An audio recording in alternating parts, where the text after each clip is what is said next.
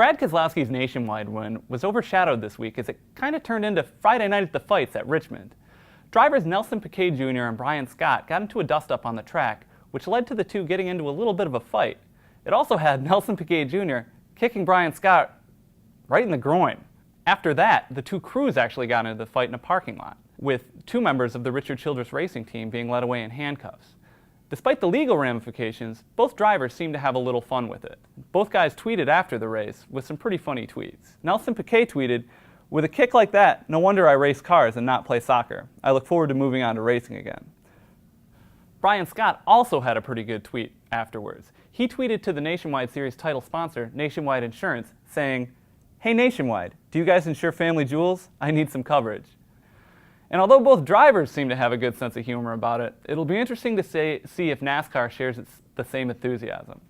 The series has been really fine-happy lately, so you have to wonder if these drivers are going to face some penalties in the coming days. Some shocking news out of IndyCar, which didn't even race this week, is that Panther Racing may be closing up shop after the Indy 500.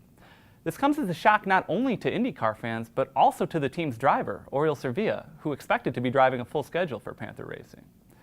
Now, it's not 100% certain that Panther's going to be out because they're still searching for some sponsorship dollars, and if they are able to make some kind of 11th hour deal, there's a possibility they could keep racing. But for now, the sad reality is that after the greatest spectacle in racing, IndyCar may be looking at one less team. On a brighter note, if you're a rally fan, you may get the opportunity to see one of the greatest rally racers to ever live come to the United States. 9-time World Rally Champion Sebastian Loeb is going to be competing in the Pikes Peak Hill Climb. And this story isn't just about Loeb, but it's about what he's bringing. He's bringing a Peugeot T16. Now this is a rally car that was specifically made for this hill climb. It's not a standard run-of-the-mill rally car. It's like a rally car on steroids. Grand Am style with a little bit smaller wheels. This thing is sharp. It'll be really, really interesting to see what he does in this car. When Sebastian Loeb comes into Colorado for this hill climb, he's going to be bringing not only his cred and not only this great car, but he's going to be bringing with him a pretty good chance to win it. Now, it's not every day you get an opportunity to see a 9-time champ, so trust me, make your reservations now. You need to be in Colorado at the end of June to see this race. A final note on NASCAR. You already know that Denny Hamlin missed the race in Richmond, and you may be wondering what his timetable for return is.